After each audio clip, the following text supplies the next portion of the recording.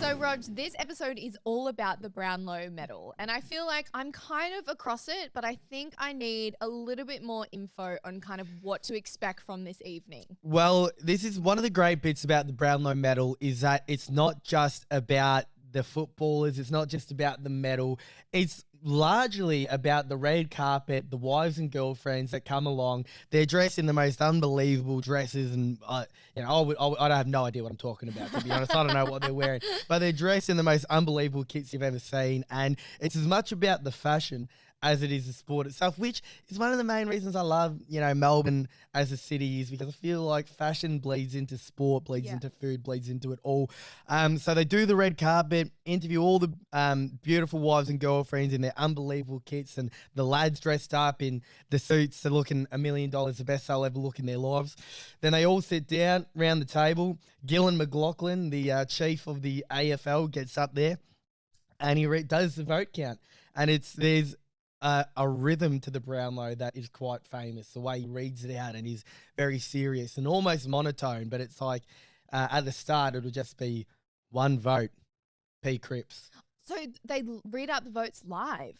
For every game, yeah. Oh, wow. And you watch the count as it goes, and it gets so dramatic. It's like 1 vote, P. Cripps, 2 votes, T. Boak, 3 votes, C. Curnow. But then when it gets to the end, and it's like everyone's like, there are 3 standout players on like a similar amount of votes, and it gets all dramatic. It's like theatre. It's like, so say Patrick Cripps, my favourite player. He's in line. He's a chance of winning the Brownlow. He was about first. Gillan McLaughlin will get there. P. Dow. And it wasn't Cripps. And I was like, oh, no. Wait, so how long does this vote counting process take? Goes for probably, I don't know, an hour and a couple hours, maybe hour and a half, couple hours, but it's enthralling. Like you are hanging off the edge of your seat. And then when the winner's finally announced, it's a great moment, gets up, does his speech, and it's the highest individual honour in football, and it's the night of, they call it the night of nights. Yeah. It is as good as it gets in the landscape of Australian rules football. So you've already noted your favourite player, but let's talk predictions for the night. Now, I probably am not in a position to make predictions about the players. However, I have dabbled in a few red carpets myself. Yeah. So just off the bat, my prediction is that a few people will get blisters on their big toe. Yeah. Why is that? Is like what causes a blister? Look, the footwear that is available for these kind of events, sometimes the big toe goes through a bit of turmoil. I mean, where's the line where comfort has to matter more than fashion? Like, if this is the biggest night of your year and you're walking around on blisters, are the shoes worth it? I think if Justin Bieber was attending the Brownlow, he would probably wear Crocs. Yeah, as he should. I think that would be the right process. So you think blisters on feet? That's quite an unusual prediction. Usually we're predicting the winners and who's might be best dressed. But you've gone blisters on feet. Is there anything else? One more very important prediction, and I think this is something that is deeply relatable to many people, many humans, in fact, because it is just part of existing. Not relatable to dogs and cats? The line, for all you zebras out there watching, tune out now. This might not be for you. This is for the humans. I'm trying to set up my sentences like you do. Like, I feel like you go round and round and round, and then you're like, and here's what I'm trying to say. So I'm trying to be like you. So my prediction is, I feel like we need some dramatic, like, my prediction for the Brownlow medal is that the line for the girls' toilets will be long. Wow. You will have to wait.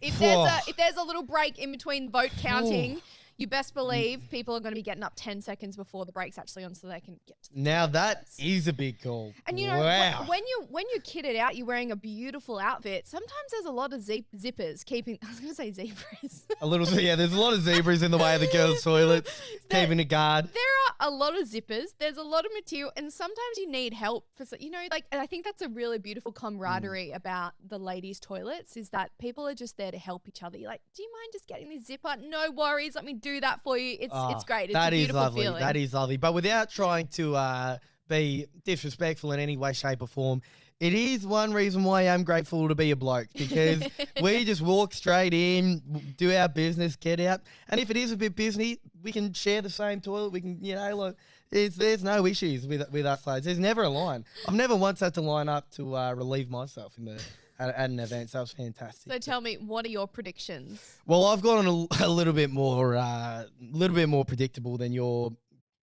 toilet antics and your blisters. But I think that the Brownlow medalist. Now this is a thrill, going to be one of the more thrilling counts. A lot of the time when you rock up to the Brownlow, there's a clear favourite who's going to win. But last year was an unbelievable count. My man Patrick Cripps won. This year is going to be just as unbelievable because Nick Dacos is only in his second year. And it's unheard of to be a contender in your second year. Like Chris Judd won it in his third, but to be one of the best players in the competition in your second year is nuts. And everyone's talking like he's going to be the greatest footballer of all time. But at about round 18, with 4 rounds to go or so, he did an injury that basically ruled him out for the rest of the season. Well, it did rule him out for the rest of the home and away season. So then he was a clear leader, got injured, and then all the other players like Marcus Bontempelli, Zach Butters have caught up. So now it's sort of an even line. No one knows who's going to win. So it'll be a thrilling count because Nick Dacos is going to go out to a red-hot lead, get injured, and it's going to be like, who's going to catch him? And they're going to catch up, and they don't know. No one has been able to predict properly if they're going to catch him or if Nick Dacos is just going to hold on. So you're rooting for him? I am actually rooting for... So Nick Dacos plays for Collingwood, which is like the biggest club in the land, with Carlton. I'm a Carlton supporter, and they're the biggest rivals. I made that mistake the other week. I accidentally said the wrong team. Yes. They are arch rivals of the highest order. So typically, I'm not meant to support Nick Dacos, but one thing about Aussie rules football is that there isn't an undisputed GOAT. Like, you know how in boxing, they say Muhammad Ali, in golf, it's Tiger Woods, you have Michael Phelps in the swimming, Usain Bolt in the running, Lionel Messi in the soccer. In nearly every sport, there is an undisputed greatest of all time. In footy, we don't have one. Some people say it's Lee Matthews, some people say it's Wayne Carey, whatever. We don't have one. So if Nick Dacos wins a Brownlow at 19, wins a few more, then it would be pretty cool to have a player that stands atop by himself as the greatest player of all time. But in saying that... That is epic. Or maybe he's 20. It's his second year, so he could be 20. But no, I don't want Nick Dacos to win because he don't play for Collingwood. So I'll be backing in my man, Zach Butters from the Port Adelaide Football Club. Zach Butters, we love you, mate. Just make sure that you're on the toast before they put the scrambled eggs on in the cafe, and then we'll be all right.